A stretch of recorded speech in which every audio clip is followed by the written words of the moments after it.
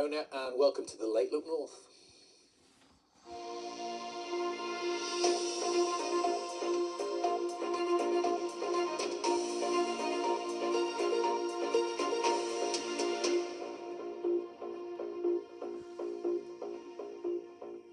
Good evening, I'm Adam Powell. An inquest heard a teenager whose body was found in the River Ouse in York had been assessed as immediate high risk before her death.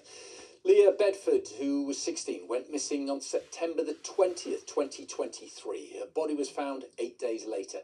Her family told the inquest they tried to help her before her death but weren't given enough information by the police and social services. Mark Denton reports.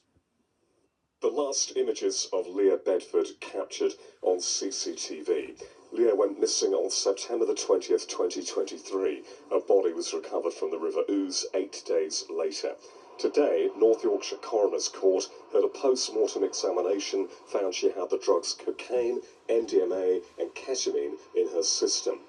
In October, this man, Christian Franks, was sentenced to 8 years for raping a woman in 2017. But his trial heard Leah was later targeted by him on the 6th of September 2023, 2 weeks before she went missing. The trial heard he was charged with sexually assaulting and raping her. Video evidence given by Leah to the police helped convict Franks of the 2017 crime, with the judge lifting restrictions on reporting Leah's details. But the case against Franks for raping her was dropped because of her death. At today's inquest, we heard that Leah had been assessed as immediate high risk by police and child protection teams after she was raped, but family members asked why they hadn't been informed and why more hadn't been done to support her. Lee Moore from the City of York safeguarding team told the inquest Leah was not wanting her family to be told what happened. Well, the inquest, which is expected to last for 3 days, continues. Mark Denton, BBC One NE&C, North Allerton. Tributes have been paid to a woman killed following a suspected hit and run on North Tyneside. 39-year-old Claire Laybourne from Hebburn died after a two-vehicle collision on the A19 at Holystone on Friday night. 3 men arrested in connection with the incident have been released on police bail. A worker has died following an incident at the Port of Middlesbrough this morning. A spokesperson for operators AV Dawson said they are working with emergency services and the health and safety executive as they investigate exactly what happened. Now, men in the northeast of England are twice as likely to die by suicide as those in London, and more likely to die earlier from a range of diseases. To try to improve men's mental and physical health, the government has launched the first men's health strategy. One plan is to reach out to men at football grounds on match days. It will also give £3 million to community groups over the next 3 years.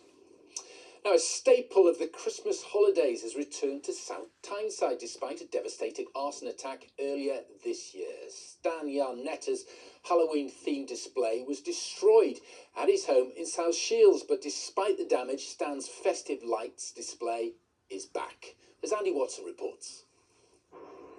Well, this has got to be one of the most easily recognisable houses in the entirety of the North East because of this amazing light display which has been going on for the last 16 years every Christmas. But at one point this year, it didn't look like it was going to go ahead. Stan, you are the man behind these amazing lights, but just remind everybody what happened, because you were targeted by an arson attack in October. Yes, it was the night before Halloween. Horrendous. I've never seen nothing like it. I lost all faith of doing it again. I lost all heart. I couldn't do it again. I think there was nothing else to do. But I've spoken to young kids since then, and they all love seeing the lights, and they've actually changed me mind to do the lights, and that's what I've done. That's it. And you've got the display ready. This is the first night that it's going to be done, and you're raising money for 3 amazing charities. Yes, it's for Search, Pause for Thoughts, and Tiny Lives. That's fantastic. And I hear there's going to be a special guest down here later. Is that right, Stan? Yeah, later on tonight, Santa Claus is going to come see all the kids tonight, and we'll be all right. What's the weather forecast going to be like? Because did you say it might snow later? I'm sure it's going to be snow later on, so definitely snowing. It is definitely snowing tonight for Santa. Well, as I said, this is one of the most recognisable houses anywhere in the North East this time of year. Certainly is probably the most recognisable house in South Shields. Yes, good to see Stan back. And his lights, of course. The search is on to find a forever home for Brody, the Pyrenean mountain dog. Brody, who is currently being looked after by animal concern Cumbria in Egremont, weighs, wait for it, more than 10 stone. Staff says his new owners will need to make sure their home can cope. He is a lovely pet. He loves people, he loves children, he loves other dogs. He's even lived with cats, so he is a really good boy. He's really well socialised. He needs someone who knows the breed and has livestock guardian breed experience, because they are very different than most dogs. They have kind of behavioural characteristics that come along with being a working breed. He needs somewhere that's got a big enough space to fit him in, because he takes up quite a lot of room, and you're going to have a very large sofa because he likes his comfort and he's not willing to share. Isn't he a gorgeous boy? Anyway, let's have a look at the forecast now. Here's Paul.